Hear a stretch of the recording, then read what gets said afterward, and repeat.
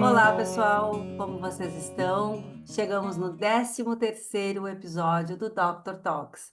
Olha que maravilha, depois de um ano, estamos finalizando a nossa temporada com 13 episódios. E hoje nós estamos com o Dr. Fábio Cruz. Quem não conhece o Dr. Fábio Cruz? Então, ele está diretamente de Valência, na Espanha, para fazer o fechamento do nosso Dr. Talks em grande estilo. Na verdade, realização Nós Tentantes Projeto de Vida e apoio Merck Brasil. Bom dia, doutor. Como é que você vai? Tudo bom?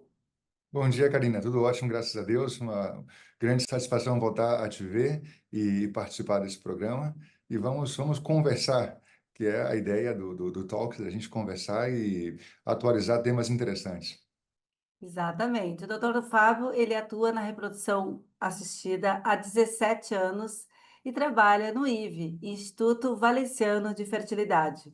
Bom, hoje o nosso tema, para a gente fazer esse grande finale, é um tema que particularmente eu me identifico bastante, né, doutor? Sim, sim. Maternidade após os 40, né? Hoje em dia está cada vez mais frequente mulheres, né, se realizarem como mães após essa idade, até mesmo após 50 anos, né? Atualmente tem bastante casos aí no mundo inteiro sendo relatados. Nós vamos falar aqui dos desafios, das oportunidades que nós temos para a gente ter um filho saudável em casa após 40 anos, não é mesmo?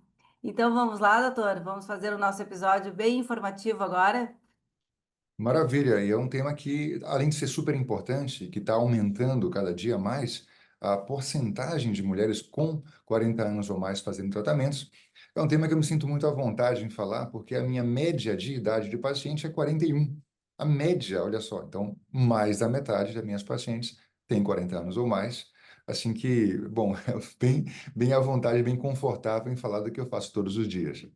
Ai, coisa boa. Até porque nós temos um avanço da medicina de uma forma muito, muito pontual, né? Que a gente vai falar aqui também. Bom, a primeira pergunta a gente vai falar um pouquinho, doutor, sobre a fertilidade após os 40 e a idade. Ela realmente é um fator limitante para a maternidade, doutor? Me fala aí um pouquinho sobre isso. Olha só, sempre quando os pacientes vêm e perguntam, eu estou com uma idade avançada para ser mãe, e a resposta tem que ser dada aos poucos, dependendo do conhecimento prévio de cada paciente, mas eu tento separar, se é que é possível, o que é você estar jovem ou não para ser mãe e o que é algumas partes do teu corpo estarem jovens ou não para ser mãe. Então, falou assim, eu tenho uma chance mais baixa de engravidar porque o meu corpo está mais fraco? Não. Isso não é verdade, não costuma ser verdade para pacientes saudáveis que querem engravidar, que estão se cuidando. Costuma ser verdade que os ovários já não produzem óvulos da mesma qualidade, e isso vai limitar bastante, porque a pedra angular da fertilidade feminina são os óvulos. Então, o que primeiro deixa de estar excelente são os óvulos, que começa a baixar já a qualidade com 35 anos e depois de 40 toma proporções um pouco mais desafiadoras e precisamos trabalhar mais no laboratório. Por outro lado, a capacidade, a saúde de uma mulher para concretar a fecundação, a anidação, a evolução e o parto, ela não muda sempre e quando for uma pessoa saudável, e nem com 40, nem com 45, nem com 50, como você mencionou antes, estando preparada e tendo feito um trabalho prévio de ter congelado os óvulos, ou enfim, houve uma seleção que a gente tem. Então, o grande desafio é esse envelhecimento ou essa finalização, em alguns casos, dos óvulos. A mulher em si, como um todo, ela não está ficando velha para ser mãe. Perfeito. É, a gente tem que entender, antes de tomar essa decisão, né, de ser mãe após os 40 anos, os riscos também, né, as possibilidades, os cenários todos, né, doutor? Porque com informação a gente consegue tomar as melhores decisões, né? Então, qual seria o primeiro passo para quem está começando essa jornada, com 40 a mais? Boa pergunta, Karina. Eu acho que o primeiro passo lá atrás é tomar consciência disso. Eu já tive, bom, tenho todas as semanas pacientes que vêm consultar por primeira vez, nunca tinha conversado com um médico que trata da fertilidade, e se assustam a saber que existem desafios, que, mas eu não tenho problema algum, eu nunca nem tentei, eu estou começando agora, tem poucos meses, e porque já existe já me propõe tratamentos como fecundação in vitro, como teste genético dos embriões, e é primeiro tomar consciência de que não é que você não está forte o suficiente para poder gestar, que você vai abortar porque o teu corpo não segurou. Isso é uma crença bem enraizada na cabeça das mulheres, talvez pela culpa de que não, eu sou responsável por essa gravidez. 90% das gravidezes que se param, que se perdem, elas não foram perdidas pela mãe. Foi o embrião que deixou de evoluir. É culpa, entre aspas, responsabilidade do embrião muito mais do que da mãe. 90 versus 10. E é a grande maioria do que acontece com pessoas depois dos 40. Não é que ela tem que ser consertada para o embrião e adiante, ela tem que ter a sorte de que um bom embrião desenvolva. E é uma falácia da idade materna que não se fala muito. Se fala de não engravidar, se fala do risco de ter um bebê com síndrome de Down ou outras síndromes cromossômicas, e se fala pouco das gravidezes que param. E é muito comum. Esses óvulos que têm uma idade de mais de 40 anos, a chance deles de não ficarem perfeitos, em palavras técnicas, não serem euploides, infelizmente é maior do que do que eles serem perfeitos. Então, eles não estando perfeitos, eles podem não funcionar, funcionar e ser um aborto, ou ter, no final das contas, uma gravidez com uma síndrome de Down, de Edwards, Patau, Klinefelter-Turner, que são as síndromes cromossômicas. Só que essa divisão, ela é piramidal. A maioria não, vai ser não gravidez, porque os problemas cromossômicos, a maioria das vezes, não são incompatíveis com a existência desse embrião já no Isso. útero materno. Mas tem um pedaço grande, 15, 20% daqueles embriões que vão estar positivos e vão ser abortos depois. Isso dá um nó na cabeça das mães, porque elas acham que são elas que não estão perdendo aqueles embriões, mas na verdade são os embriões que não estão evoluindo. E é super importante tomar consciência disso. Eu ia dizer sobre isso. Saber disso nos conforta, porque bate uma culpa, bate várias coisas na nossa cabeça, então a gente precisa trazer essas informações de qualidade para a gente entender o processo, né? E por isso estamos aqui. Mas isso é só complementando a tua fala, doutor. Então, a chance de sucesso, por exemplo, para uma mulher com 40 a mais, para trazer esse bebê para casa saudável, é, com óvulos próprios, ela diminui drasticamente, né? Exatamente. Claro que tudo depende da sorte que alguém tem ou não. A gente depende de encontrar um excelente embrião. Vamos colocar em números médios. Aos 40 anos, fechado. A média é de que cada 8 óvulos que a gente retire, um embrião perfeito seja formado. De 8 cai para um. Quer dizer, poxa, não todo mundo tem 8 óvulos. Às vezes tem um pouco menos, às vezes tem mais. Porém, depende da qualidade, essa é a média. Então, eu já vi pacientes com um óvulo triunfar e ter um embrião perfeito e ter uma gravidez e um filho saudável, e vi pacientes com 30 que não tiveram nenhum. Não é matemático, mas as médias mostram isso, que vai sendo mais difícil, e a mudança é muito forte, é muito grande de um ano para o outro. Com 41 já aumenta, com 42 já aumenta, com 43 já são 17, com 45 já são 28 óvulos para um embrião saudável. Ou seja, perder um ano é uma perda brutal para a chance dessa mulher de conseguir a gravidez. Então, quando a gente fala, olha, tem que fazer logo, tem que ter pressa, não pode deixar para amanhã, depois de 40 anos, é a pura verdade. Não o médico que está pressionando a paciente para um tratamento, não é com fins de que a gente faça mais tratamento, não tem nada a ver com isso. É realmente a real importância de não Sim, deixar para depois, porque se é, perde é, rapidamente. é a realidade, né? A gente não pode esperar muito. A gente já esperou até 40 anos, que nem foi o meu caso. Então, a gente está contra o tempo, né? Digamos assim. Então, temos Exatamente. que tomar as rédeas das nossas decisões e ir para o abraço, né? Partir para as maiores chances, né? Exatamente. Semana passada, eu tive uma conversa curiosa com uma paciente que fez uma observação muito inteligente. Falei assim, olha, eu tenho 41 anos, 6 meses tentando. Eu falei, ó, 6 meses tentando com 41 anos já é motivo para a gente fazer exame e pensar em fazer um tratamento. Aí ela, por quê? Se é mais difícil, vocês deviam me dar mais tempo, né? Eu falei, pô, tem todo o sentido do mundo. É mais difícil do que aos 31, mas eu não posso te dar mais tempo, porque eu posso estar arriscando a chance de conseguir ou não conseguir mais tarde. Então, E não é porque doutor, é mais fácil, é porque não tem tempo a perder. me diz uma coisa, essas mulheres com 40 a mais, têm maior risco de complicações, por exemplo, na gestação? De forma geral, Karina, tenho que dizer que sim. De forma geral, tá? Se, por exemplo, a média da saúde de uma pessoa 40 a mais é muito relativa, pode ser 49 ou 41. Então, a média geral da saúde aos 49 não é a mesma média da saúde aos 39, mas falamos de média. É claro que é da nossa responsabilidade, corresponsabilidade profissional e do próprio paciente que está engravidando, estar com a saúde em dia. Está com a saúde em coisas básicas. Talvez vocês não entendam o que eu vou dizer aqui, porque na Europa o cuidado com a saúde é diferente do Brasil, mas a paciente que tenha está com o peso correto, não está fumando. Aqui se fuma bastante ainda, é bem diferente do Brasil, que já quase está extinto esse hábito. Uhum.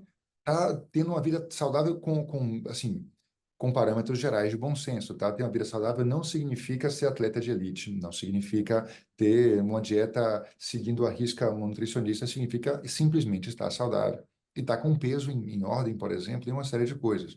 Então, não ter doenças prévias. Primeira coisa que a gente pergunta quando faz a anamnese da paciente, você tem alguma doença? A resposta normalmente é não.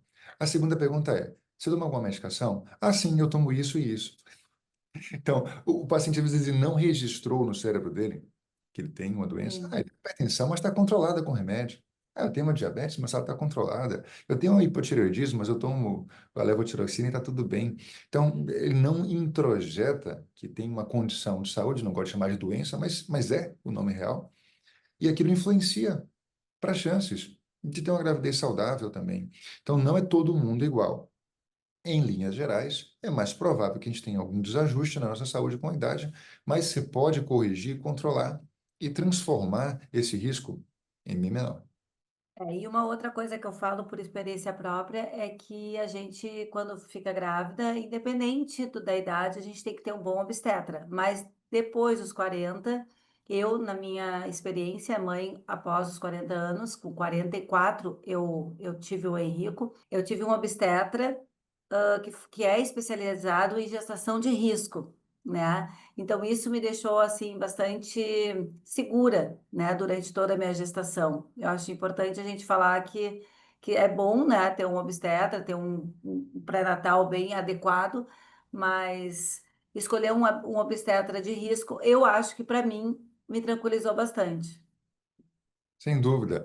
Mas falando de outras coisas que os mundos são diferentes também, eu vivo aqui no meu dia a dia, às vezes, incrivelmente o contrário. Tem um paciente, aconteceu duas vezes no começo desse ano, pacientes de 44, 45 anos, grávidas, e que vão para o obstetra, que eles falam, olha, pessoas maravilhosas, que eu, enfim, faria, recomendaria de olhos fechados. Porém, eles dizem para elas, olha, eu acho melhor você ir para o hospital público maior daqui da cidade, que é o Lafé, e eles têm uma unidade de alto risco lá. Eu não quero ser responsável pela sua gravidez aqui no consultório. Não é só um consultório para você, é uma unidade inteira, um hospital que está capacitado para fazer tudo isso. Olha só que coisa estranha. No Brasil a gente pensa, não, a gente vai para a medicina privada, a gente vai para o meu obstetra direto, e é melhor do que ir para um hospital público. E aqui a ideia é, não, a gente tem que ter sempre esse parâmetro do público, que é onde já vai acabar uma complicação séria, que raramente vai acontecer.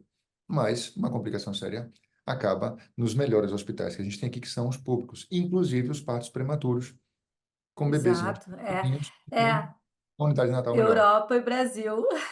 É diferente.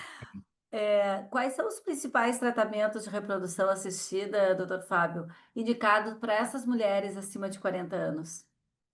Pois bem, a indicação tem que ser independente da idade, do que está falhando na reprodução daquela pessoa. Mas é verdade que uma técnica mais simples, como a inseminação artificial, ela pode melhorar o sêmen, ela pode conseguir a gravidez, mas ela não testa o embrião antes.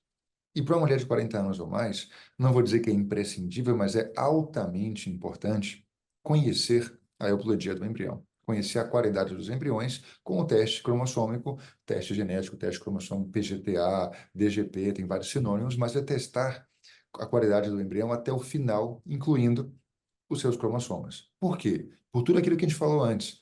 Risco de não funcionar, que frustra, gera, enfim, uma angústia emocional enorme, gera exames que não precisavam ser feitos e aquela bola de neve de ficar duvidando de se eu posso ou não ser mãe, gera abortos, que vai gerar traumas psicológicos e físicos também. Alguns abortos geram complicações para a mãe. E não quero nem falar de uma gravidez com uma síndrome que a gente vai ter que tomar decisão depois de interromper ou não, que é muito mais dura. Então, esse teste prévio dos cromossomas do embrião é algo que transformou o querer ser mãe depois dos 40. Desbloqueou aquele medo de que, eu não quero que meu filho nasça com um problema, eu não quero ter aborto toda hora para poder engravidar, e só conseguir ter meu filho no terceiro ou quarto tentativa. Isso diminuiu bastante, porque a gente já consegue identificar os embriões que não estão bem. Infelizmente, não podemos editá-los para consertá-los ainda, mas já identificamos quais não podem ser, e o caminho é muito mais reto até uma gravidez saudável. Isso é uma das nossas preocupações, né? A saúde do bebê, sem dúvida nenhuma. Isso para qualquer idade, mas uma mãe depois dos 40 anos, a gente fica mais preocupada ainda, né? Então, eu acho que esses testes genéticos, você falou assim de uma maneira muito bacana, vieram para ser nossos aliados, né? Essa tecnologia toda, ela avançou, né?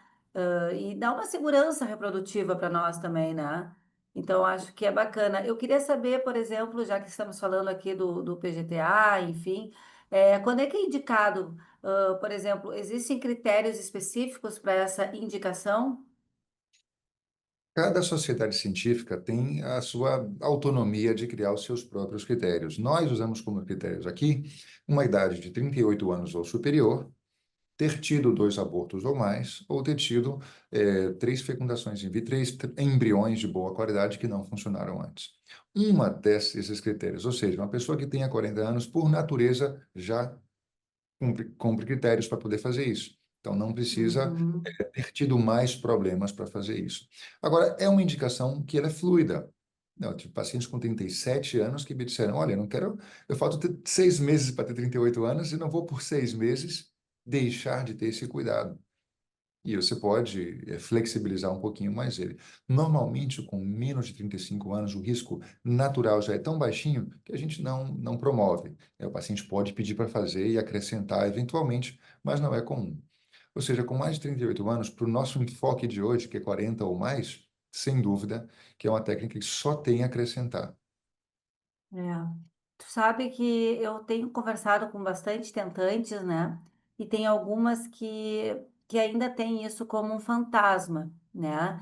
Então, assim, chegou em mim uma frase muito interessante que eu nunca tinha escutado. Ela falou assim para mim: como é que eu vou interferir na natureza?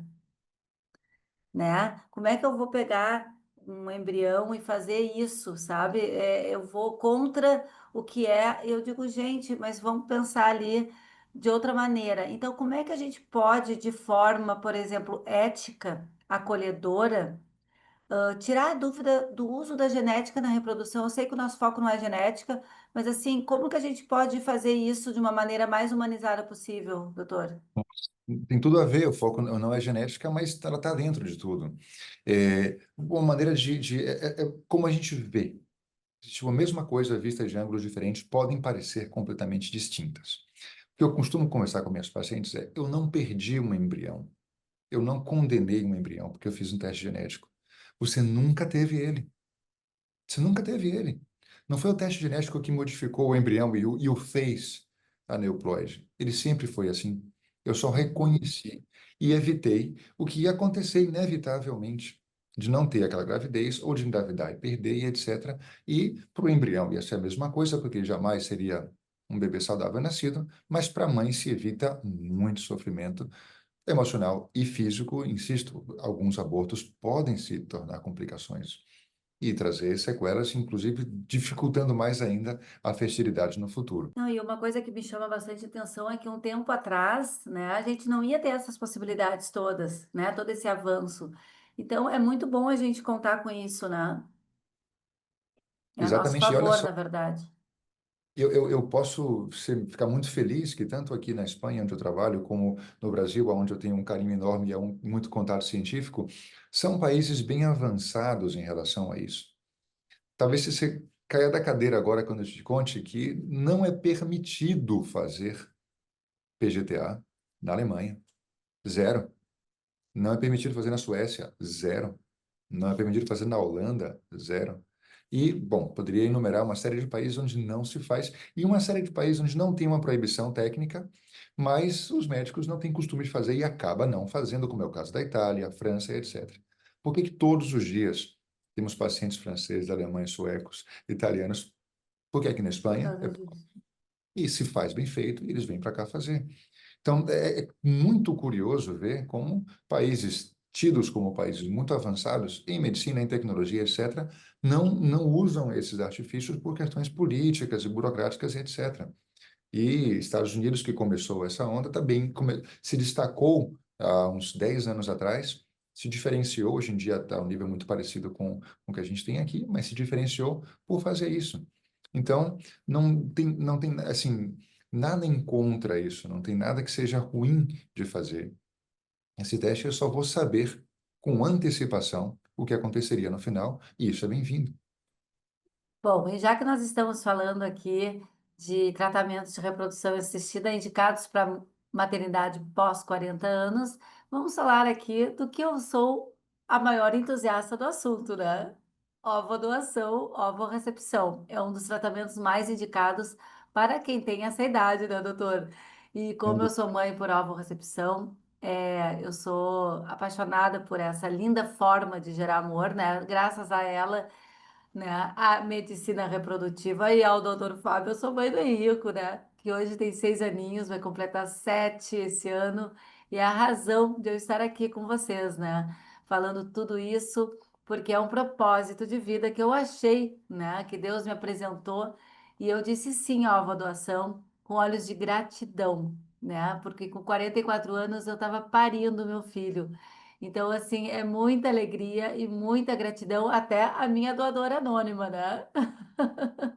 Pois é, eu fico agora arrepiado de lembrar que nessa mesma telinha, há muitos anos atrás, parece que foi ontem, hein? Parece que foi ontem, parece que o tempo Parece que não foi ontem. passou tão rápido, mas conversando, abrindo as portas e mostrando as vantagens dessa técnica, que é o que a gente conversa de forma informal, né? Salva todo mundo, é o que salva no final das contas. Agora, pode ser no final das contas ou pode ser no começo das contas, dependendo da cabeça de cada um. Nem É todo mundo verdade. tem que fazer 5 fecundações in vitro e, quando não funcionou, migrar para uma doação de óvulos. Depende da dificuldade do teu caso, depende da tua abertura, da tua cabeça, do casal, da mulher, para dar esse passo. Então, eu já vi coisas, já vi pacientes que tinham feito, não comigo, mas em clínicas anteriores, mais de 10 fecundações in vitro para poder se permitir abraçar uma doação de óvulos, e pacientes que não fizeram nem a primeira. No meu caso é assim, a dificuldade é tão extrema, tudo bem, não vou, como diziam meus avós, dar murro em ponta de faca, vou procurar diretamente um caminho que vai funcionar, em vez de ficar gastando minhas energias, que um investimento de energias imenso, uma fecundação in vitro, e já começa diretamente com isso. E a gente não sabe quem é quem. O paciente entra comigo pela primeira vez, a primeira coisa que eu pergunto é: como é que está a tua cabeça para isso? É, Porque o curso é um ou é outro. Não posso partir do pressuposto de que ninguém vai querer fazer uma doação de óvulos até falhar 3 vezes uma FIV. Depende. Então, é conversando que a gente se entende. Eu acho que tem que é. ser colocar todas as cartas sobre a mesa, porque é uma excelente solução. A alvorrecepção, eu só vejo uma palavra, né? Esperança. Né? Então, tem muitas mulheres que chegam até mim, muitas famílias, muitas tentantes, que ainda têm uma certa resistência, ainda tem um tabu sobre esse tema, né? Mas a gente está jogando luz a ele, a gente está trazendo essas informações todas. Eu acho que as pessoas estão enxergando a alvorrecepção com outro olhar atualmente, diferente da minha época, né, de tentante, que ninguém falava no assunto, que ninguém tinha, assim, o hábito de abrir, né, a sua vida dizendo sim, sou mãe por óvulos doados. Então, acho que tudo isso está se encaminhando para que daqui a uns anos seja tratado com uma forma mais aberta, né? Então, isso eu me sinto parte disso, né? Então, dando voz a essa forma de gerar amor, que eu chamo os tratamentos, e mais do que todos os tratamentos alvo-recepção, é que a gente vai fazer com que as pessoas enxerguem essa, essa maneira, né, de gerar diferente, né, que entendam ela bem direitinho e vejam se faz parte da vida, né, se entra no coração delas ou não, né, e tá tudo certo se essa forma de parentalidade não entrar dentro da vida do casal. Tudo bem, mas que ela vem para trazer esperança e filho nos braços, amor, né? E todas as alegrias do mundo. Isso eu posso dizer de carteirinha, né? Que sim, vale a pena tudo que a gente passa anteriormente, né? Até chegar a uma nova recepção, no meu caso. Puxa, assim, É, todas as palavras que você usou agora, e queria destacar essa questão de que cada vez mais as pessoas estão abrindo e dividindo isso, mas ainda é muito, muito pouco. Muito pouco. Ainda tenho pacientes mega preocupados com sigilo, com o que ninguém pode saber, com o que que eu vou dizer depois para o meu obstetra, que eu fui para a Espanha e engravidei, e agora o que que eu digo para ele não saber que foi com doação. Tem muito disso ainda. Ainda, enfim, os tabus vão mudando de gerações em gerações. Os meus 17 anos trabalhando com isso ainda não foram suficientes para mudar da água para o vinho, mas é um caminho que vai devagarzinho sendo transformado e, em vistas a um futuro não tão distante, existe a possibilidade de que as mulheres se tornem doadoras delas mesmas, congelando uhum, óvulos numa idade mais jovem. É uma coisa que acontece todos os dias aqui no consultório. Todos os dias tem mulheres que vêm congelar seus óvulos. E é uma maneira de ter um plano B. Já até recebi lições de algumas pacientes. Eu vi um casal uma vez aqui, até um amigo meu, que veio com a esposa, jovem, 34 anos, congelar os óvulos e eu sabia que eles tinham se casado há pouco tempo. Eu disse, mas peraí, vocês acabaram de se casar, por que não vão logo ter filhos? Eu disse, nós vamos congelar para ter mais no futuro. Eu chego para o maravilha. primeiro, talvez chegue para o segundo, para o terceiro, eu não chego mais. Falei, puxa vida, vocês já sabem que querem ter 3 filhos? Aí eu parei para lembrar que esse amigo meu são 5 irmãos. Eu falei, bom, vindo da tua família, eu imagino que você queira ter muitos filhos, mas olha só, quer dizer, são as pessoas pensando no futuro já e congelando os óvulos agora, que hoje em dia temos tecnologia para isso. Há, É, sei lá, 20 anos atrás não tinha tecnologia para congelar os óvulos. Tem é pessoas que verdade. com, Eu não com, congelei, eu não tive essa possibilidade. Ninguém me não, avisou para mas congelar meus óvulos. veja bem, Karina, não é que ninguém te avisou, é que a tecnologia não existia. Vou falar uma coisa para vocês agora que é bem forte, porque as pessoas abusam do uso equivocado da informação. Existem pessoas por aí, até pessoas públicas e tal, dizendo, não, eu engravidei com 50 anos, que eu congelei óvulos quando eu tinha 20. As contas não batem. Foi inventada essa tecnologia em 2000, assim, inventada, foi dominada de verdade em 2008, meu primeiro ano trabalhando aqui. Em 2011, eu lembro como se fosse ontem, que eu dei uma aula no Congresso Brasileiro. Acho que onde foi esse Congresso Brasileiro? Acho que foi em Floripa. Mas não do ano passado, foi o de 2011. E eu estava trazendo essa técnica e todo mundo dizendo, não fale de ficção científica, não. Isso é uma coisa que vai chegar no Brasil daqui a muito tempo. Ou seja, em 2011 não existia. Então, alguém quer me convencer que engravidou usando seus óvulos congelados há 30 anos atrás, quando não existia congelamento de óvulos, usou uma doadora, mas não quer contar. E isso Com causa certeza. dano para as tentantes que estão sonhando em fazer. Não, ela engravidou sozinha, ela fez mágica. Não tem mágica. Tem ter feito aquilo antes, que não é fácil. Não é todo mundo que soube que existiu. Não é todo mundo que estava na época que tinha tecnologia, que aonde eu vivia não estava disponível ou não. Não tive condições econômicas de congelar naquela época. Tem muitas coisas. Eu adoraria que todo mundo pudesse congelar, mas congelou quem pôde. É. Não, muito boa essa observação, muito boa. Chega até mim tantas pessoas que perguntam, fulana de tal engravidou, como você falou, com 50 e poucos anos, né? Porque foi um óvulo congelado. Não, não foi, mas é que a Não pessoa está sei, fazendo uma não sou escolha de eu. não tornar público, né? Exatamente. E cada um tem a sua escolha. A escolha mais nobre da história do planeta foi a tua, de se abrir e mostrar o caminho, mas não todo mundo tem essa claridade mental.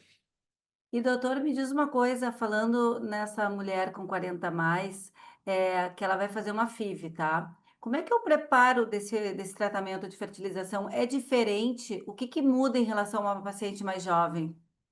O preparo. Muda estar preparado mentalmente para isso. Muda estar paciência, saber o que esperar.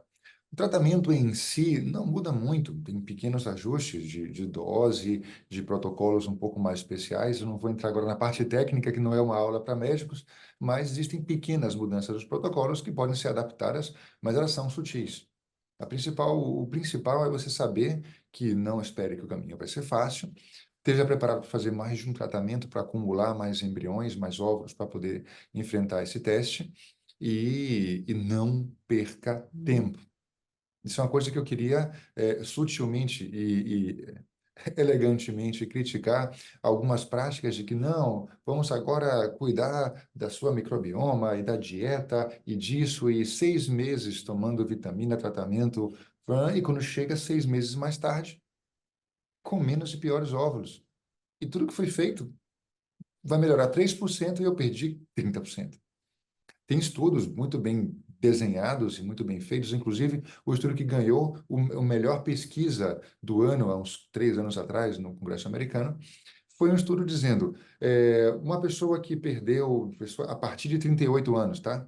A partir de 38 anos, a pessoa que está com obesidade, perder peso, dedicar um ano a perder peso e engravidar depois de um ano com peso normal, engravida menos do que quem engravidou com obesidade. Tem menos chance de ter um bebê Hum, saudável. Não estou dizendo que as pessoas não devam perder peso, não é isso.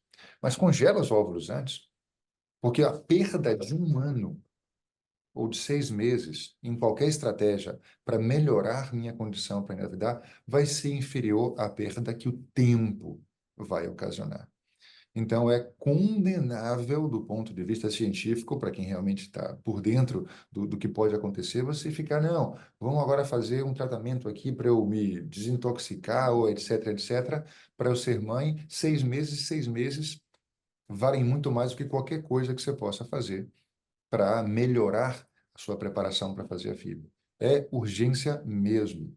Qualquer 2 meses pode fazer uma grande diferença, tá? Não esquecendo da saúde, logicamente não, mas a ordem dos fatores altera o produto nessa equação. bom, nos encaminhando aqui para o final do nosso episódio 13, eu queria saber de você, doutor, o que que você diria para uma mulher que está insegura por causa da sua idade, 40 a mais, mas que ainda sonha em ser mãe? Não desista desse sonho, porque existem muitas chances para consegui-lo, de alternativas mais conservadoras, outras caminhos mais longos com a fecundação in vitro, que porém aportam segurança, e caminhos alternativos para chegar mais cedo aonde a gente quer, que é a doação de óvulos também. Procure um bom profissional que te possa oferecer todos os tratamentos que tenha a possibilidade de mostrar todos esses caminhos e escolha o caminho que for mais adequado ao teu perfil, à tua maneira de pensar. Quais são as principais dúvidas que chegam até você, doutor, quando uma família quer fazer uma ovorrecepção? Eu acho que a principal, assim, que sai automática, será que vai aparecer comigo?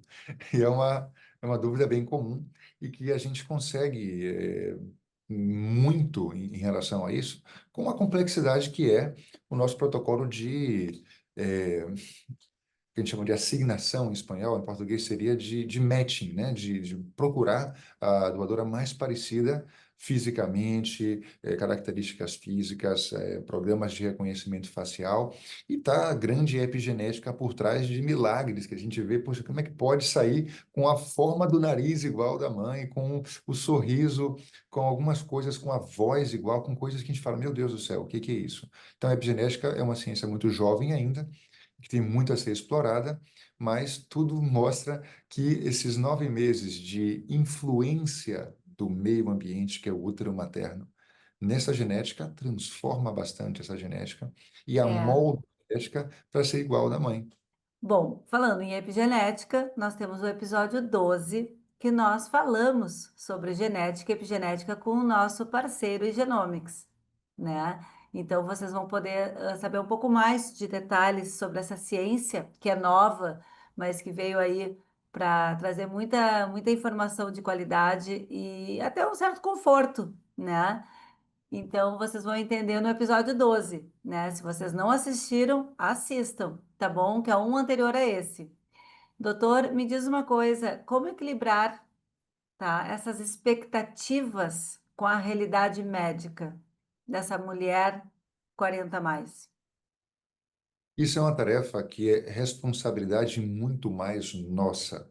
Não é fácil e não é o que o paciente quer escutar naquele momento, mas eu acredito que seja da nossa responsabilidade ser muito transparente com as chances reais de sucesso. Até porque a escolha de um tratamento, de fazer, eu brinco chamando de plano A, plano B, ou não fazer nada. Se não fazer nenhum tratamento é uma escolha também, não é que eu sonho, porque eu dedico a minha vida a isso, mas o paciente pode não escolher fazer nada. Fazer uma fecundação in vitro com seus óvulos, fazer uma ovulação, se perguntar, sem explicar as chances de que vai funcionar ou não, 100% vai escolher fazer com seus próprios óvulos. Se a gente explicar de forma muito transparente e honesta as chances reais de funcionar, de cada caso, com cada idade, com cada reserva ovariana, com cada sêmen, com cada tudo, a gente vai entender que a diferença pode ser de 5% versus 100%. E aí muda bastante. E algumas pessoas mudam a opinião e dizem, não, eu escolho. Mas dar essa informação de qualidade, honesta, transparente, não é informação para massagear o ego do paciente, para ele ficar feliz comigo, para ele não sair do consultório triste. Se eu estou prolongando a tristeza, eu estou esperando para que quando der errado ele fique triste. Não faça um favor para o paciente. Então você tem que ser muito realista com as opções que o paciente tem para ele escolher com consciência aquilo. É importante. Expectativa é muito importante para tudo. Eu, complementando aqui a fala do Dr. Fábio, essa comunicação transparente ajuda muito na nossa jornada. Eu acho que essa relação médico-paciente é de fundamental importância, né? Para que a gente saiba os próximos passos, para que nós estejamos na mesma página, né? E mais do que isso também, eu acho que a individualização é a chave do negócio, né? A gente fala muito eu quero também isso porque a minha amiga fez isso, a minha vizinha fez aquilo. Não, cada um tem a sua jornada, a jornada é única, né? E eu acho que essa individualização cabe ao médico, né, a vocês, é, falarem o que é melhor para nós e nós, claro, com essa relação boa de confiança, confiar em vocês e seguir de mãos dadas, né? Para que esse bebê chegue da maneira mais saudável possível e com com todo o leque de opções que nós temos e oportunidades. Basta a gente tomar as rédeas da nossa jornada, da nossa caminhada e adquirir informação e descrever cenários. Sempre eu falo, precisamos escrever cenários. O que é bom para um pode não ser bom para mim, né? Então a gente precisa realmente individualizar e não perder a esperança. Não perder a esperança porque existe tratamento, existe diagnóstico, né? Então acho que isso aí é uma mensagem final minha. Não percam as esperanças, vão atrás de informação de qualidade. O Dr. Talks está aí cheio de artigos, cheio de vídeos, né? Eu sou ex-tentante, eu passei por tudo que vocês estão passando. Então, é um ano de conteúdo, né, que eu trago para vocês, junto com a Merck, especialmente para encurtar caminhos, especialmente para direcionar vocês, né? Para encaminhar vocês, para informar vocês. Então, isso me faltou na minha época de tentante, e por isso hoje nós somos uma rede de apoio, né? Já vai fazer 6 anos daquele nosso encontro, doutor Fábio, dia 4 de agosto de 2019, aqui em Porto Alegre. Seis Pois é, anos. maravilha. Não, muito bonito tudo isso. Eu queria complementar com a frase do meu chefe, do meu mentor, o professor Pellicer, que ele dizia para os pacientes deles, quando perguntava, mas professor, você acha que eu vou conseguir ter um bebê? Ele fala, eu tenho certeza, só não posso prometer como e quando, mas eu tenho certeza que se você quiser, você sai daqui com seu bebê. O quando está na idiosincrasia de que nem sempre é o primeiro embrião, e o como é que às vezes precisamos de tratamentos mais impactantes, como é o caso da doação, mas ele tinha bem certeza, e hoje em dia a gente oferece tratamentos e protocolos de 100% de garantia de bebê em casa. A gente sempre soube que no final quem persevera consegue. Então, vamos perseverar, vamos ter fé, né? E contar aí com nossos especialistas na reprodução assistida e com as redes de apoio, que hoje em dia vocês têm bastante, né? Graças a Deus. Quero agradecer a Merck, quero agradecer você, doutor Fábio, por o teu tempo, né? Porque a gente sabe que aí na Espanha é fuso horário diferente. Então, por nós termos encerrado o Dr. Talks esse ano juntos, e vocês vão ver aí coisas muito boas chegando, viu? Inclusive com a Merck. Uma nova temporada de algo novo inicia em setembro, tá bom? Beijo bem grande, gente. Valeu!